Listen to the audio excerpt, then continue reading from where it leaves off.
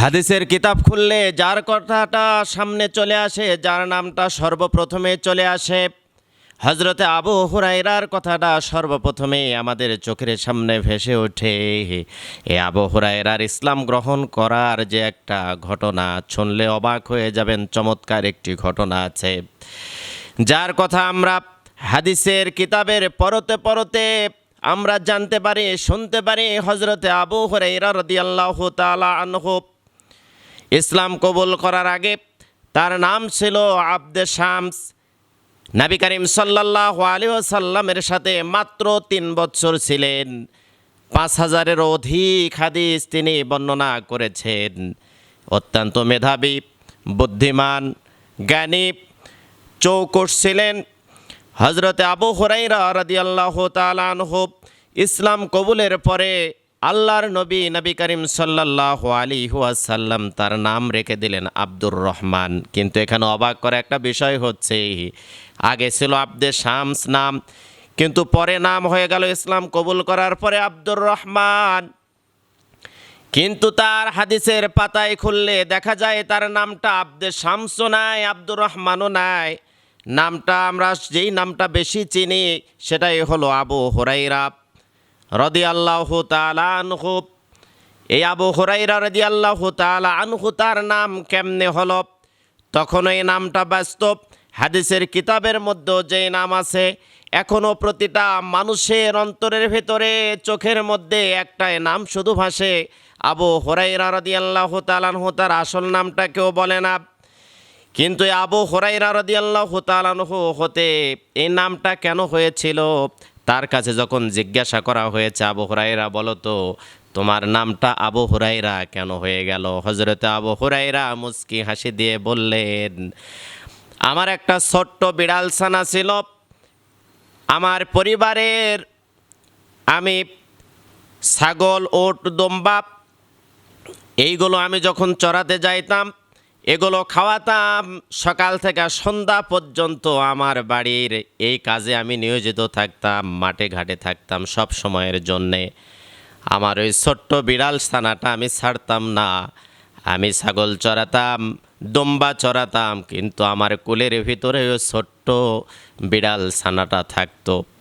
সারাটা দিন সকাল থেকে সন্ধ্যা পর্যন্ত বিড়াল ছানাটা আমার সাথেই রাখতাম। আমার সন্ধ্যার পরে আমি ওইটা আমার বাড়ির পাশে একটা সুন্দর গাছ ছিল, ওই গাছের মধ্যে রেখে দিতাম। এটা একদিন 2 দিনের কোনো ঘটনা না, নিত্যদিন প্রতিদিন এমনই যখন চলতেছিল, এলাকাবাসী যেই লোকটা আমারে দেখে ওই লোকটাই আমারে বলতো বিড়াল ছানার পিতা। তখন থেকে আমার নামটা হয়ে গেছে আবু হুরায়রা।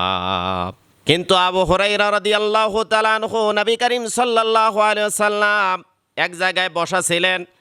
আবু হুরায়রা একটা থলে নিয়ে নবী করিম সাল্লাল্লাহু আলাইহি ওয়াসাল্লামের কাছে হাজির হয়ে গেলেন।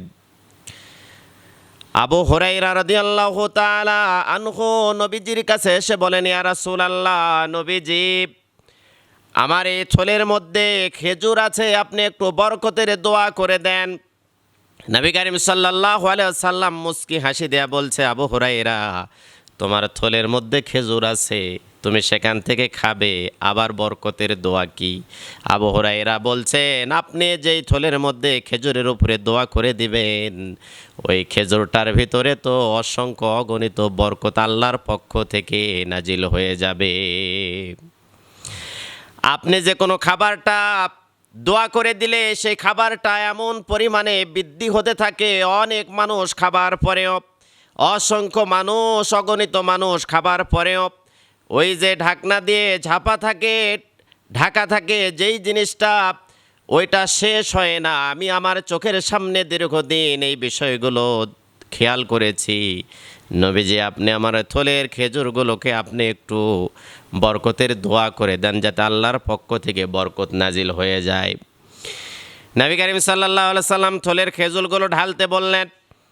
মুষ্টিবদ্ধ করে নবী করিম সাল্লাল্লাহু আলাইহি ওয়াসাল্লাম খেজুরগুলো বাহির করে নিয়ে মুষ্টিবদ্ধ নিয়ে সেখানে দোয়া করে দিলেন, আল্লাহ আবু হুরায়রার থলের খেজুরগুলো তোমার পক্ষ থেকে তুমি বরকত নাজিল করে দাও, সাকিনা নাজিল করে দাও। এরপরে নবী করিম সাল্লাল্লাহু আলাইহি সাল্লামের হাত থেকে ওই থলের ভিতরে আবার খেজুরগুলো ঢালা হলো।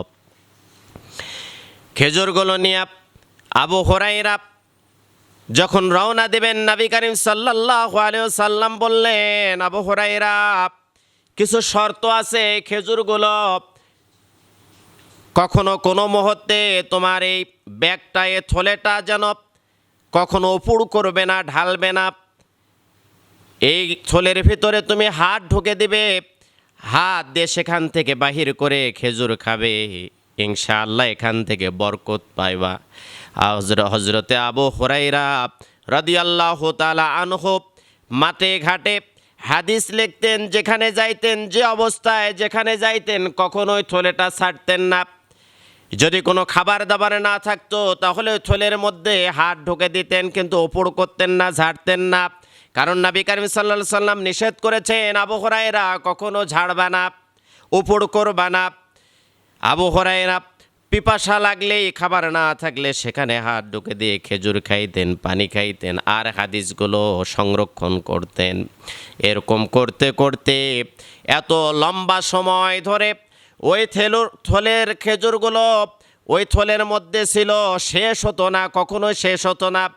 আবু হুরায়রা বললেন, মানুষের সামনে বয়ান করছিলেন, নবী করিম সাল্লাল্লাহু আলাইহি ওয়াসাল্লাম যখন দোয়া করে দিয়েছেন, এই থলের মধ্যে থেকে খেজুর যখন আমি খেতাম, মানুষকে খাওয়াতাম, আবার এখান থেকে দান করতাম, এরপরও থলের মধ্যে থেকে খেজুর শেষ হয় না।